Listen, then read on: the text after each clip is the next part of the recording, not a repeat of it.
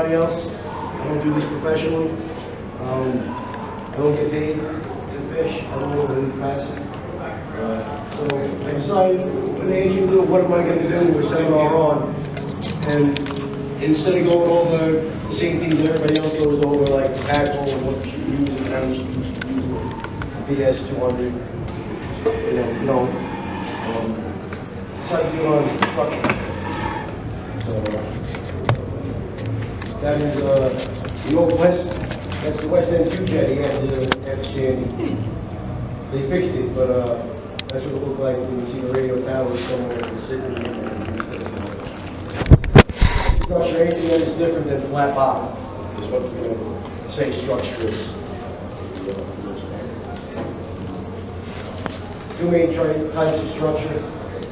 Hard structure that doesn't normally change from year to year. It doesn't change much. Jetties, boulders. Base structures are channels, holes, and rips. Those usually go back year after year, and it's always there. Docks, piers, and bridges obviously don't move much. They consider structure, and they have other structure around it. Soft structure. Sand beach structure results of a volatile, unstable environment. Some can change daily due to wind. Others due to storms, erosion, beach replenishment. Moon tides. An example is a certain location on the South Shore that change day to day. Ulysses, you know where I'm talking about. You go there one day, it looks like one thing, you go there the next, and it's a completely different scenario.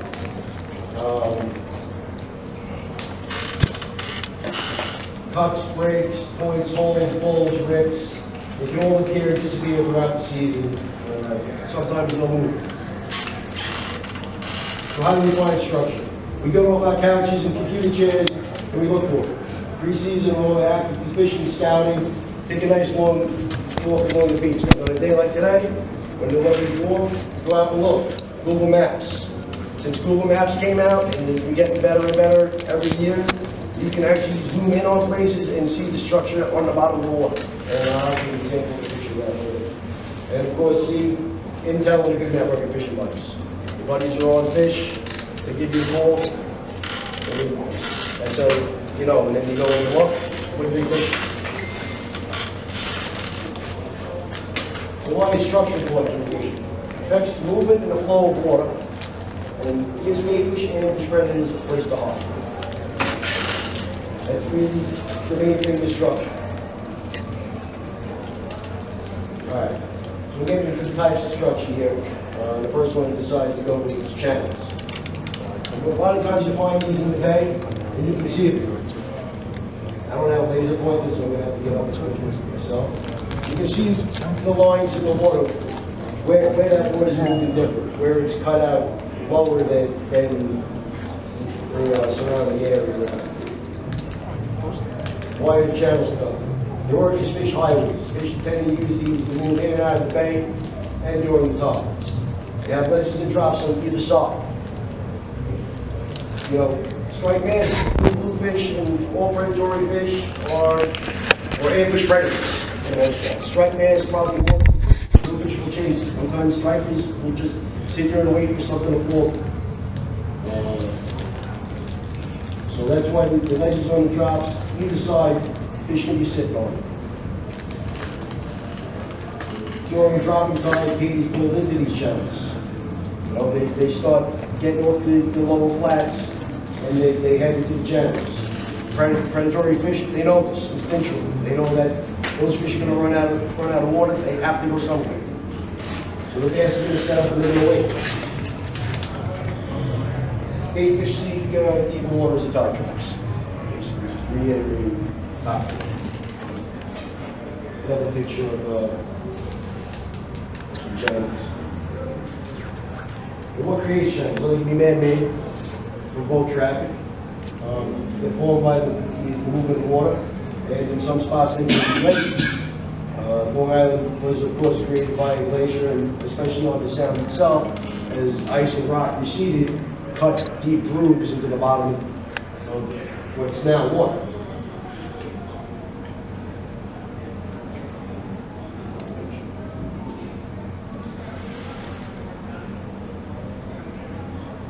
Alright, so how do we identify channels? A lot of times you can see them. You see the slick lines in the water like you can see on those. You can tell there's something going on there. You can also tell by the difference the way the water is moving. A lot of times that water will be moving faster than the water around you. The water's rushing into it. Channel markers, of course. Another way to do it, and I know this was an old school way that a lot of guys used to do it, is go out there during the spring with a sinker and cast. You go out with a sinker and cast it, you'll feel it drop into the ledges. You'll feel it drop into the holes, the ledges. Then you just remember where it was and go back and fish it with a bucktail or whatever else you want to throw. All right. Any questions so far? Comments, concerns? All right. So we move on to hawse, troughs, brakes, grips, and balls. This is all front stride, beach structure. This is really what I wanted to get into talking about for the most of the seminar. For the simple fact that a lot of people, they ask me, or they ask other people, where do I catch fish? Where can I go and find fish? If you just go to the beach and you're not looking for any structure, chances are you're not going to catch any fish. If you go there knowing what you're looking for, and you fish structure, you're probably going to pull a couple fish. So sandbars and troughs. So here you can see the tide. I went down and the tide was all the way out. You can see a sandbar here.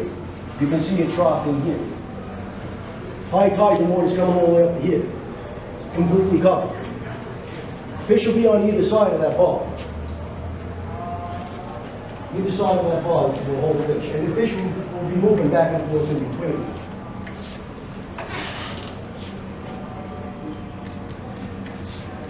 You got a picture of the outlet bar here. Again, this is all taken at low tide.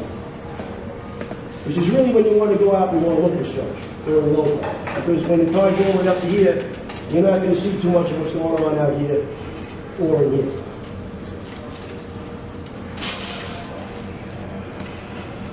All right, so what are sandbars? There is, that'll be the bottom point of my wave action.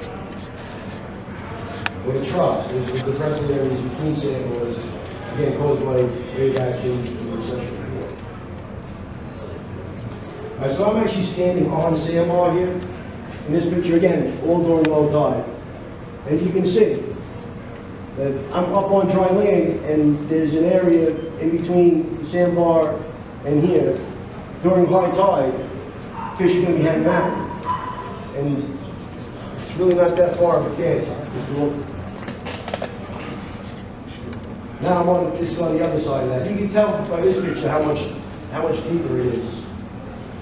You know, that it's cutting out like that. You know, picture actually standing on the sandbar. Here's the beach side, and here's the water. Now you can tell by the other pictures how much higher up the tide came. All this is covered.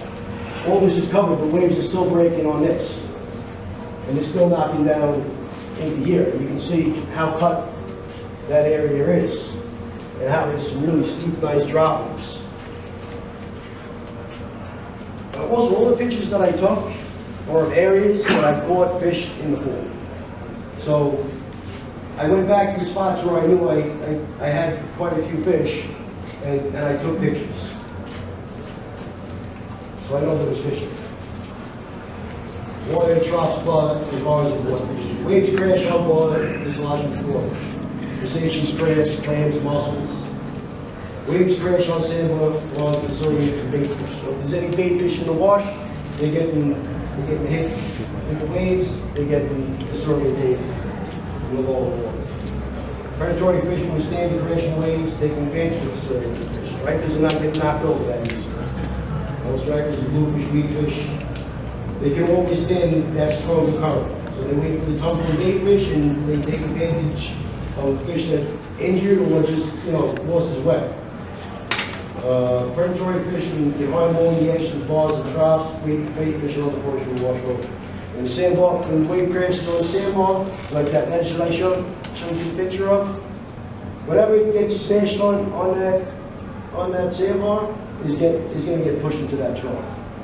The fish sometimes will just be sitting there, just lined up on it, waiting for you know, something coming. Other times they'll be moving back and forth. And there's been a lot of nights that I've gone out where I know that, especially that particular piece of structure, I'm actually casting it onto that sandbar. I realized that I was casting it onto that lower sandbar. And as soon as it hit the other side of that, I was getting crushed.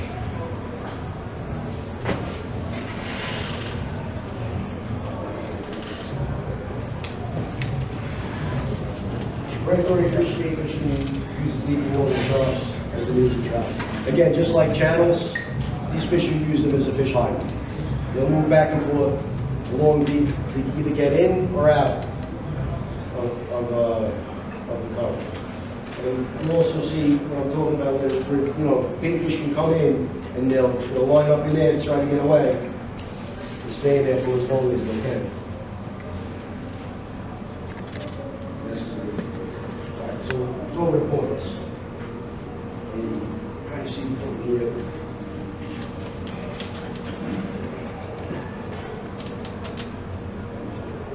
This is looking how it's standing on the point.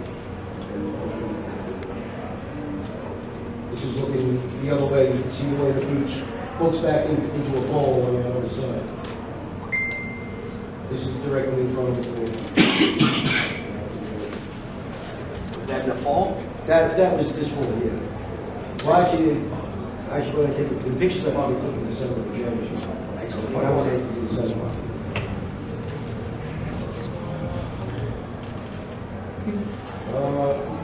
Water points, areas that elevated sand form at points where water from the troughs enters back into the ocean. And this is what I was talking about with the sandbars.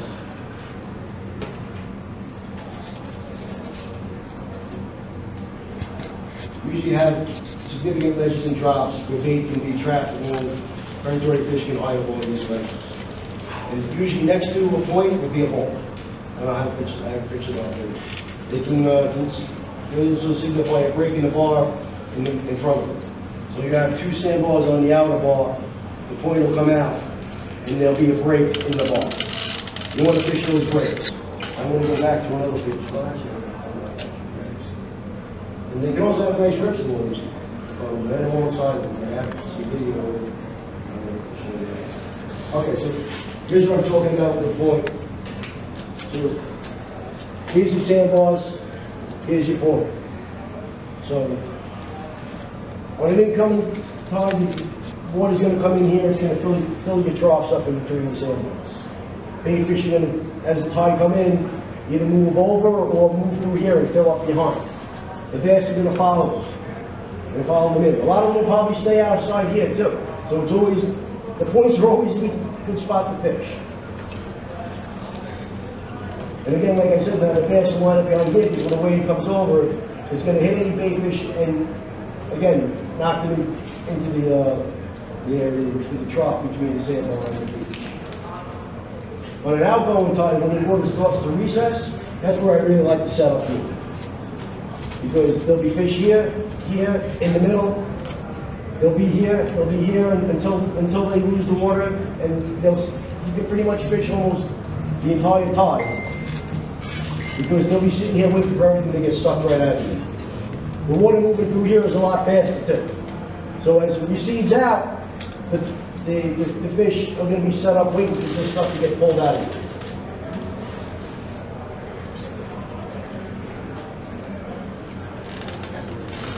Any questions? All right, so bowls and cups. Here's another nice picture of a bowl right next to a point. I don't know if that structure is still there after the storm we had, a couple of storms that we've had. That's the other thing, is now we get all this structure that I take pictures of, it's probably not going to be there too much anymore. This is the back of the bowl, you can tell. I think there's the water here. There's something going on right here. You can tell the waves are crashing here, the water's lower. You have a deep bowl here. Again, this is at low tide. So when the water fills in, you're going to have even more water. The bait fish and everything, those things that are expected. another picture of that boulder, and you can tell. You can also tell the way the water's moving and ripping back. And there's also deep there. Where's the deep water in that one? Right in the boat. Right, oh, okay. And you can tell the water's deeper in here too. I mean, this is all low tide, so nothing's really that deep. But when the tide comes up, when, you know, it's going out, you have a lot more water. You gotta get out during low tide to find this structure. That's what it's about. When you find that you know, low tide structure, and you go back at night, when there's a little more tide, and fish these areas. Would you use for fishing clam bellies in those holes? Yeah, you can do that too. Why not bait anything? Anything. Yeah, I mean, even when I bait fish, that's always when I did the best. And, you know, you see guys go out to wherever, park their truck wherever, and throw out a pumping chunk, and they don't get anything over that. You know, if you find a good piece of structure, you might have fish there all night. The guys who really chunk the beaches, the open beaches like this, Billy the Three, Rich, you know, Rich Droxler, those guys, they don't stay in one spot. They're mobile. The way Billy the Three does it is, he has somebody drop him off at West End 2, and he leaves his car at Cone Bay. He walks the whole way, fishing all the structure in between. They only stay in the spot no more than a couple of minutes. You know, they cast out, these guys look for the big fish, you know? They cast out a chunk, they work that structure, they'll cast it out, they'll move it in a little bit at a time. Nothing there, they move.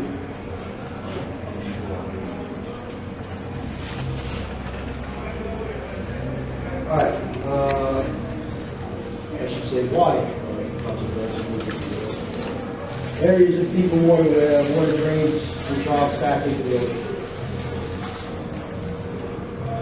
It pulls out the bottom from the water. Areas where water can be pushed through the rising water and sucked out over the ocean. You carry forage in and out of the troughs as water moves in. Entryways for forage and predators. Deeper water with predators and high wave.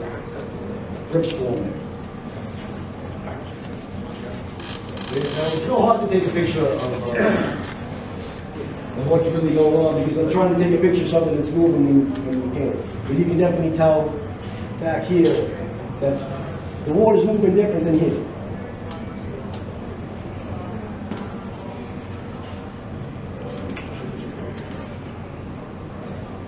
Again, you can tell the difference in the water.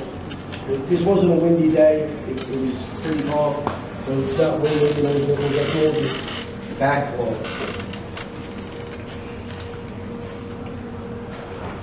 Look like a fish in there already. Hmm? Looks like a fish is in there already. It might have been. There's areas where water is getting ripped back out.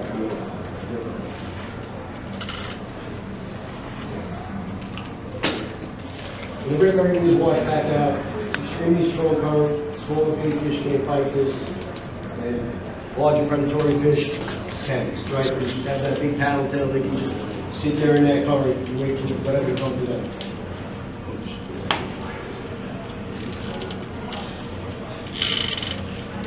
They also dig out deeper areas.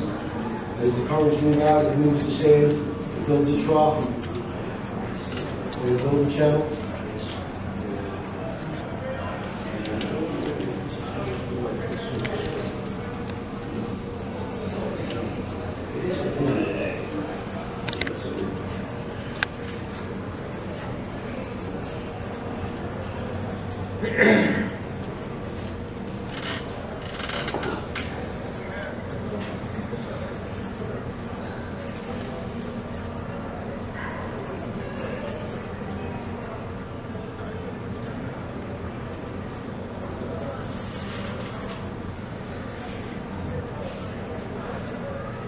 You guys can't hear that, can you? No. I'm trying to raise it down.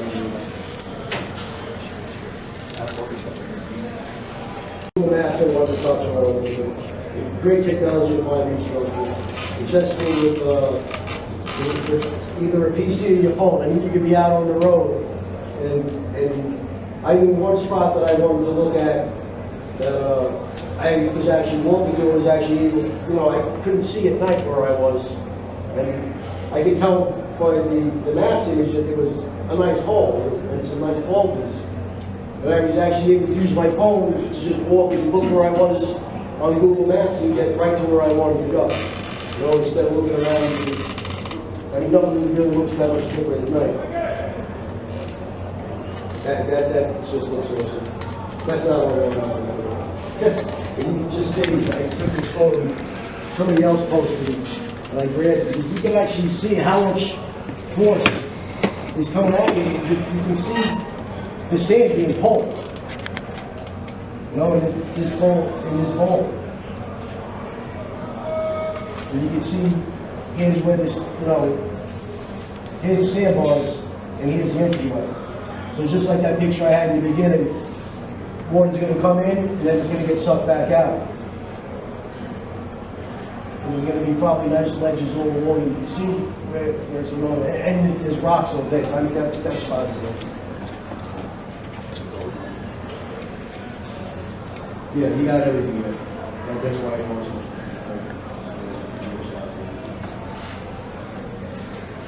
was just another example of using Google for this spot. And this one, you can see the channel. See the channel running through. You can easily probably cast right to the other side of that channel and work that whole channel up and down the beach. All right, so that wraps it up. Anybody got any questions? Got a question. How do you feel about AS Rod bucktails?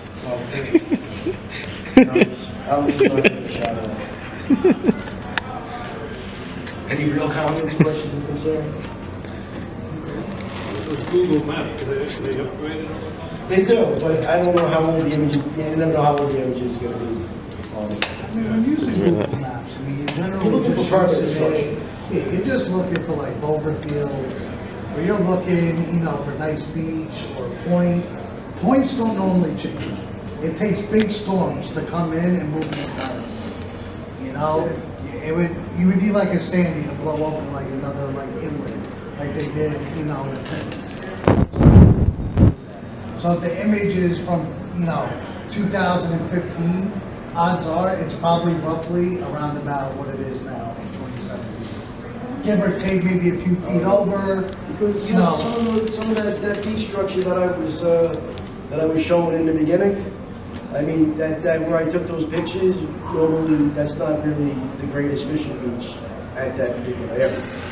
And last year it happened to get bowled out, and it ended up being a better spot than some of the other beaches that. That's what I'm saying, like you're just using Google Images as like a general like area. Yeah, And then once you find that general You're not going to area, find the sandbars and the holes and the cups on the open beach like that. It's going to be hard to see from there. I mean, I guess you could if it was large enough. But, Yeah.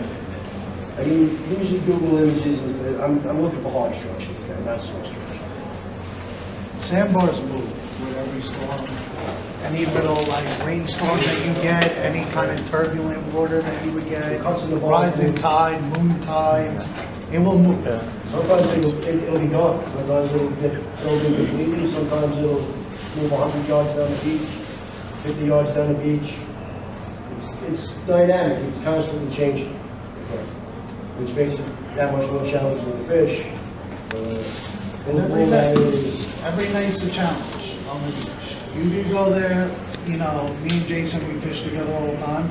We can go to a spot, just say in May, crush fish, go back the next day, same time, everything, not a bite. Because they move. Now they might, and it might be funny because they might be 5 feet from where you're fishing. But if you're not moving, you're never gonna find it. My structure is only one half, 1/3, really, of what it is. A lot of the times this structure does have bait built in. Sometimes it doesn't. Finding bait and finding structure. So it's bait and structure. Pretty much you're gonna find fish. Those are the two main things.